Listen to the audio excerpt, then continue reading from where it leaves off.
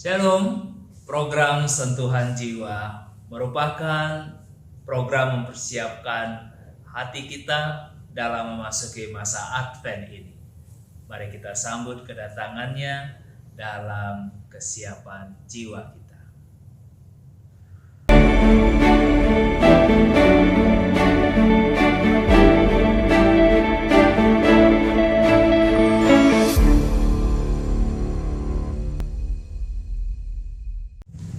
Bacaan kita terambil dalam Yesaya 4 ayat 2 sampai ayatnya yang ke-6. Pada waktu itu, tunas yang ditumbuhkan Tuhan akan menjadi kepermaian dan kemuliaan, dan hasil tanah menjadi kebanggaan dan kehormatan bagi orang-orang Israel yang terluput. Dan orang yang tertinggal di Sion dan yang tersisa di Yerusalem akan disebut kudus, yakni setiap orang di Yerusalem yang tercatat untuk peroleh hidup. Apabila Tuhan telah membersihkan kekotoran putri Sion dan menghapuskan segala noda darah Yerusalem dari tengah-tengahnya dengan roh yang mengadili dan yang membakar, maka Tuhan akan menjadikan di atas seluruh wilayah Gunung Sion dan di atas setiap pertemuan yang diadakan di situ segumpal awan pada waktu siang dan segumpal asap serta sinar api yang menyala-nyala pada waktu malam. Sebab di atas semua itu akan ada kemuliaan Tuhan sebagai tunduk dan sebagai pondok tempat bernaung pada waktu siang terhadap panas terik, dan sebagai perlindungan pada persembunyian terhadap angin ribut dan hujan. Demikianlah firman Tuhan. Saudara, selain virus COVID-19 tengah pandemi ini yang menjadi viral, ternyata muncul kebiasaan baru di tengah masyarakat kita yang viral, saudara. Apakah itu? Menanam bunga, ya. Atau orang senang sekarang membeli bunga, menghias halaman perkarangannya dengan berbagai tanaman, mungkin itu tanaman buah-buahan, sayur, atau buah. Dan untuk mendapatkan itu, orang bisa membelinya, atau tidak jarang saudara orang menanamnya. Ketika benih itu ditanam, atau saudara orang mencari bunga yang dia sukai, lalu dia mencari apanya? Tunasnya. Dari benih itu muncul tunas, orang akan senang karena tanaman ini menunjukkan apa? Kehidupan. Saudara, dari bunga ataupun tanaman yang dia sukai, dan pada saat orang melihat ada tunas di sana, hatinya senang. Kenapa? Karena akan ada tanaman baru yang memperkaya perkarangan rumahnya. Saudara, bukan hanya sekedar sebuah gambaran. Ketika Yesaya menjelaskan pada waktu itu tunas yang ditumbuhkan Tuhan akan menjadi kepermaian dan kemuliaan. Saudara, ini bukan bicara soal tanaman, tapi membawa kita, saudara, kepada esensi dari nubuatan Yesaya di dalam masa Advent ini.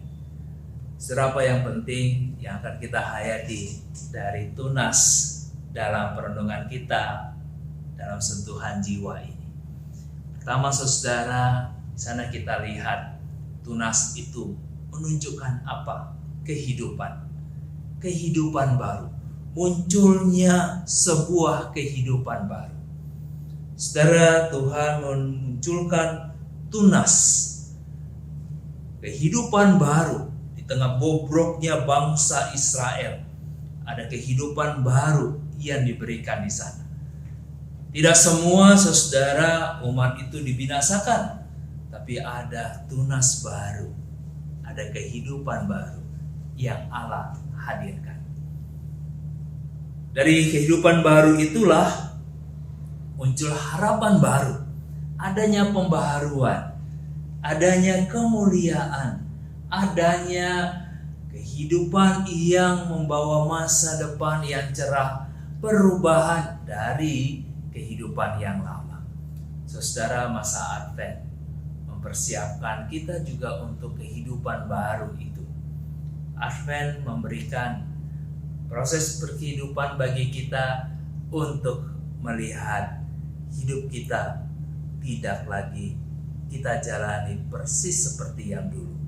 Masa lalu kita, dosa-dosa kita, kesalahan-kesalahan kita setelah dihapuskan oleh Tuhan, dan Advent memberikan tunas baru untuk sebuah kehidupan baru bagi kita. Jiwa yang baru, menunjukkan kehidupan yang baru bagi kita. Mari kita bangkit, mari kita tinggalkan masa lalu kita, mari kita lupakan, karena Allah memberikan kehidupan baru bagi kita. Mari kita rengkuh kehidupan baru itu. Mari kita muliakan kehidupan kita dalam kehidupan baru yang mulia yang Allah berikan kepada kita. Jangan putus asa, jangan berhenti, jangan terlena juga dengan kejayaan dan kehebatan, dan juga jangan takut dengan situasi saat ini. Tapi mari kita jalani kehidupan kita, karena Allah memberikan tunas yang baru dalam hidup kita. Saudara, yang kedua dari tunas yang muncul itu, kita lihat ada proses kehidupan yang berjalan. Ada pertumbuhan yang muncul di sana, sedikit demi sedikit, tetapi itu membawa proses perubahan. Tunas itu kecil, nanti dia mengalami pertumbuhan, lama-lama dia akan menjadi besar.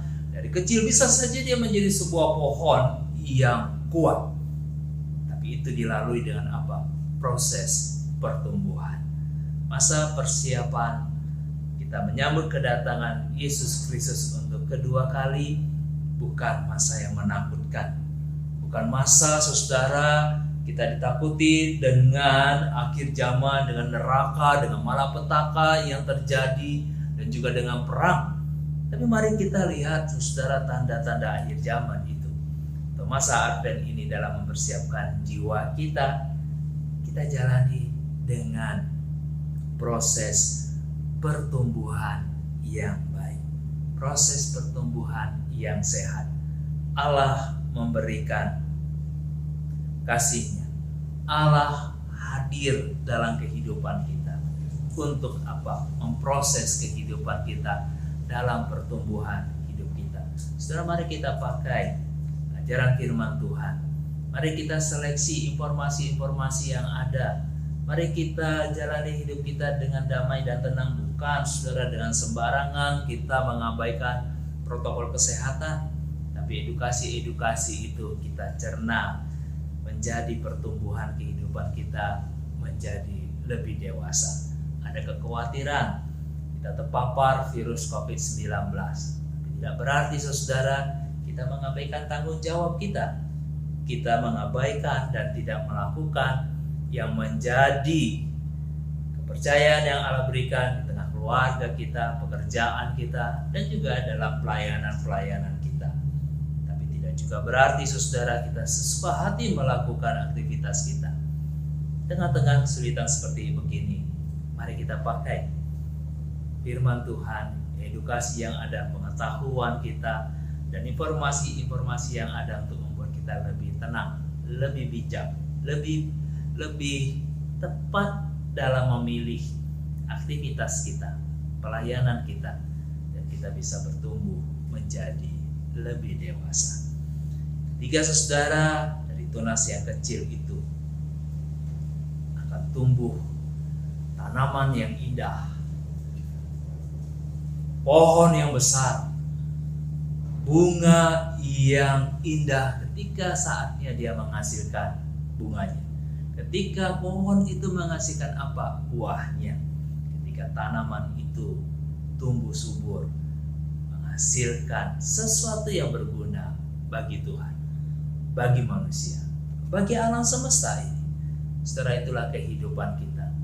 Allah memberikan tunas yang baru. Allah memberikan kehidupan yang baru. Allah memberikan hari yang baru. Allah memberikan kita keselamatan untuk menjalani kehidupan kita, menghasilkan yang mulia, menghasilkan buah yang menjadi berkat bagi banyak orang.